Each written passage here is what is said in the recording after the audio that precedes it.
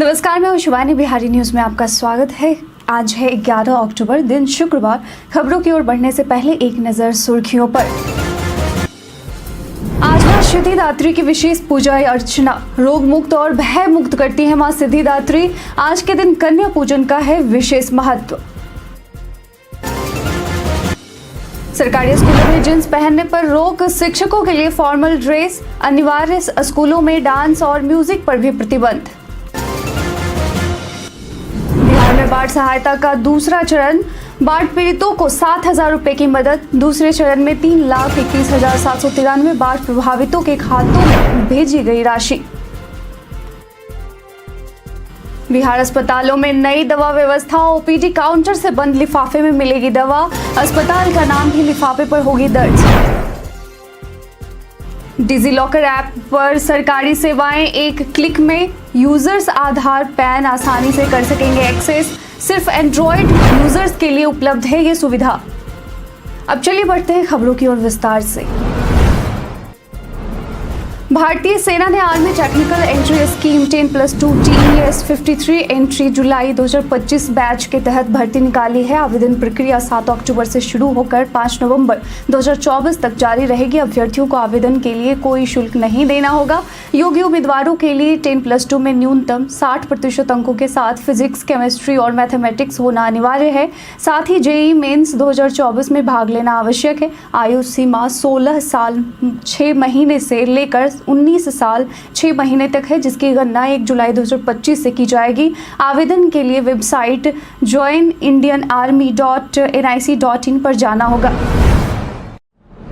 शारदीय नवरात्रि की महानवमी पर मां दुर्गा के सिद्धिदात्री स्वरूप की पूजा की जाती है। ऐसी मान्यता है कि सिद्धिदात्री की पूजा से व्यक्ति को सारी सिद्धियां प्राप्त होती हैं। मां सिद्धिदात्री की पूजा करने से व्यक्ति रोग मुक्त और भय मुक्त हो जाता है। नवरात्रि पर्व के दौरान अष्टमी और नवमी तिथियों के पूजन का विशेष महत्व है।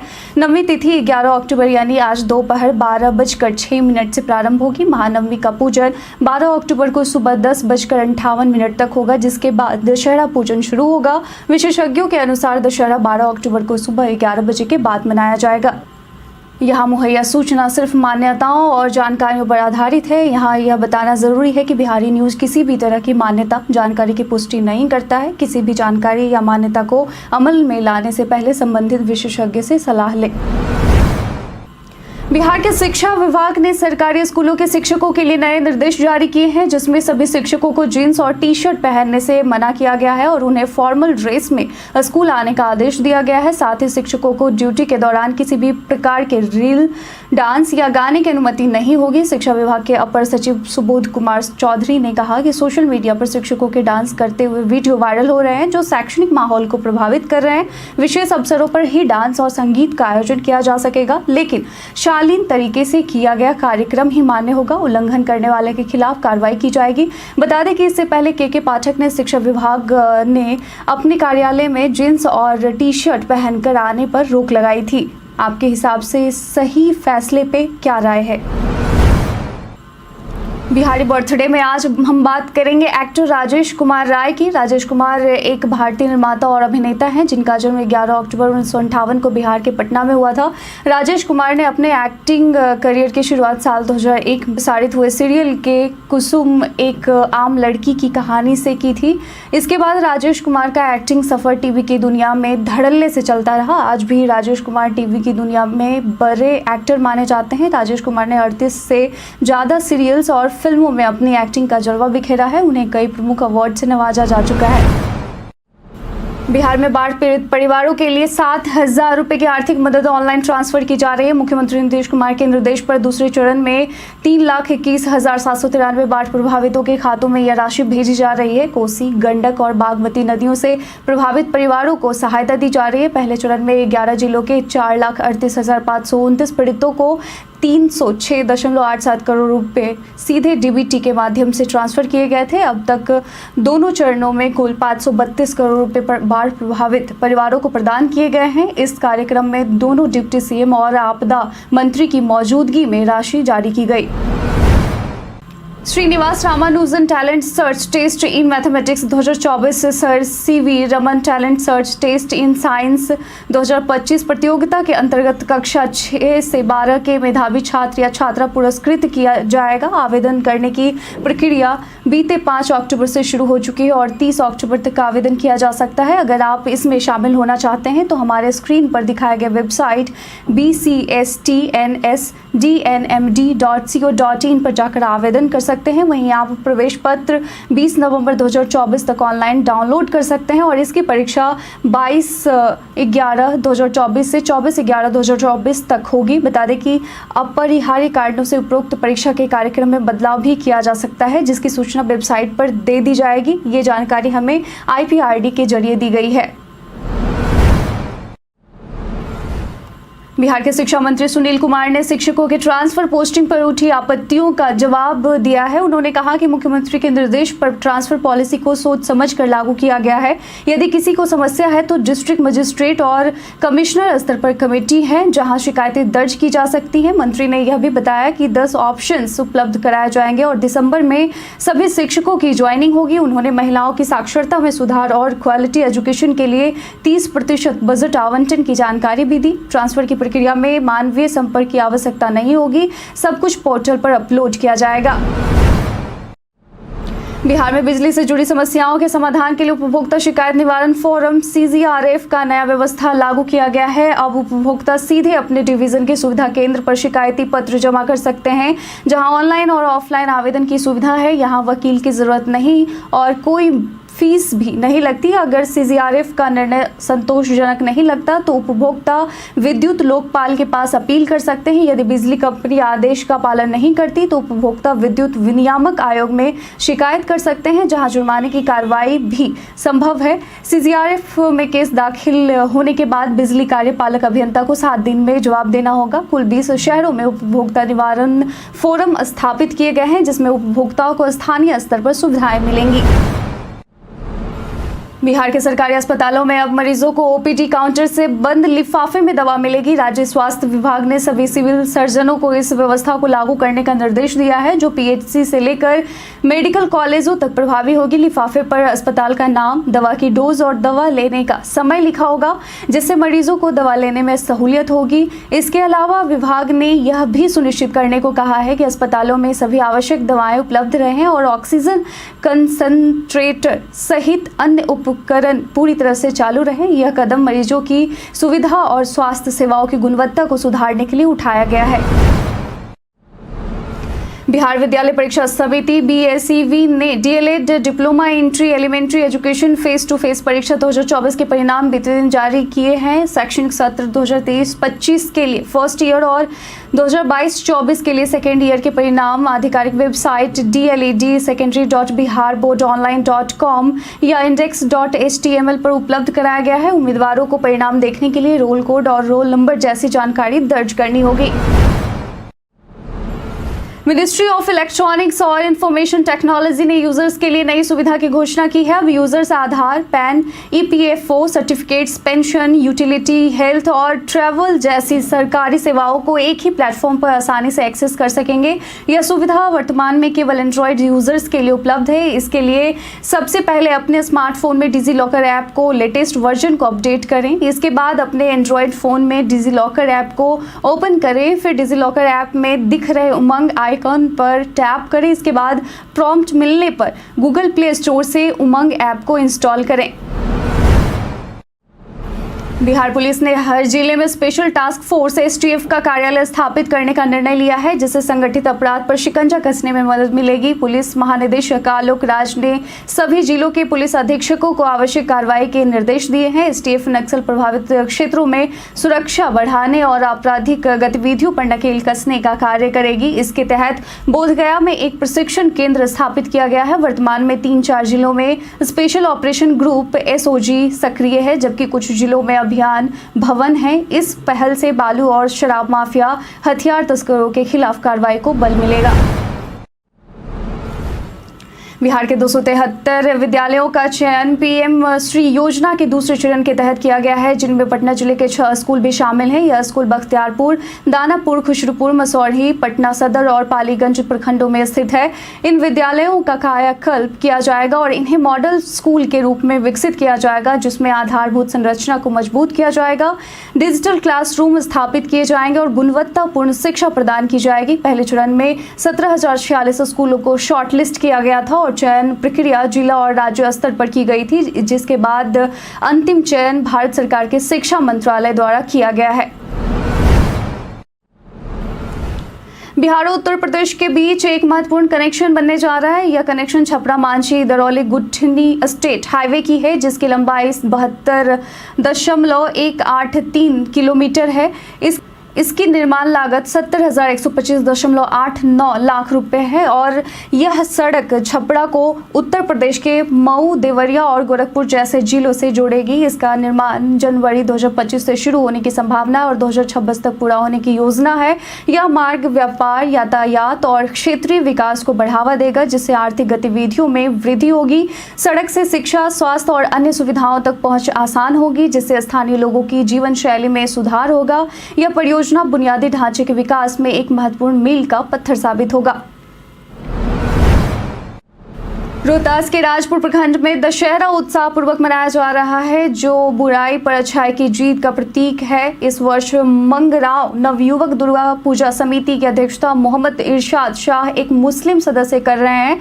यह उदाहरण समुदायों के बीच भाईचारे को प्रदर्शित करता है। पूजा में विभिन्न समुदायों के सदस्य जैसे शशिकांत, बनारसी, राजभर और अन्य भाग ले रहे हैं और वैदिक मंत्रों के साथ हवन पूजा किया जा रहा है। विशेष रूप से पूजा पंडाल के निकट ही इमामबाड़ा है, जहां दोनों समुदाय मिलकर पर्व मनाते हैं। थाना अध्यक्ष संतोष कुमार के नेतृत्व में थाना परिसर में भी पूजा अर्चना हो रही है, जो सामूहिक भाईचारे का संदेश देता है। IIM बोधगया ने बिहार के योजना एवं विकास विभाग के साथ एक समझौता ज्ञापन पर हस्ताक्षर किया है, जिसके तहत अधिकारियों के लिए प्रबंधन, नेतृत्व और कौशल विकास हेतु प्रशिक्षण प्रदान किया जाएगा। प्रत्येक बैच के अधिकारियों को 6 दिवसीय आवासीय सत्र में भाग लेने का अवसर मिलेगा। प्रिंसिपल सेक्रेटरी के सेंथिल कुमार ने बताया कि इस कार्यक्रम का उद्देश्य अधिकारियों के कौशल में वृद्धि करना और कार्य संस्कृति में सुधार लाना है। IIM बोधगया के निदेशक डॉक्टर विनीता सहाय ने कहा कि यह कार्यक्रम अधिकारियों को उनके कर्तव्यों को अधिक प्रभावी ढंग से पूरा करने में मदद करेगा। यह सहयोग राज्य सेवाओं में सुधार की दिशा में एक महत्वपूर्ण कदम है। पटना मौसम विज्ञान केंद्र के मुताबिक 11 अक्टूबर यानी आज नवमी से 12 अक्टूबर यानी विजयादशमी तक बिहार में बारिश की कोई चेतावनी जारी नहीं की गई है। बता दें कि इन दोनों दिन के लिए मौसम विभाग द्वारा जो पूर्वानुमान जारी किया गया है, उसके अनुसार राज्य के सभी जिलों में मौसम शुष्क बना रहेगा। इस दौरान अधिकतम तापमान 32 से 34 डिग्री रहने की संभावना है, तो वहीं न्यूनतम तापमान 24 से 26 डिग्री रहने की संभावना है।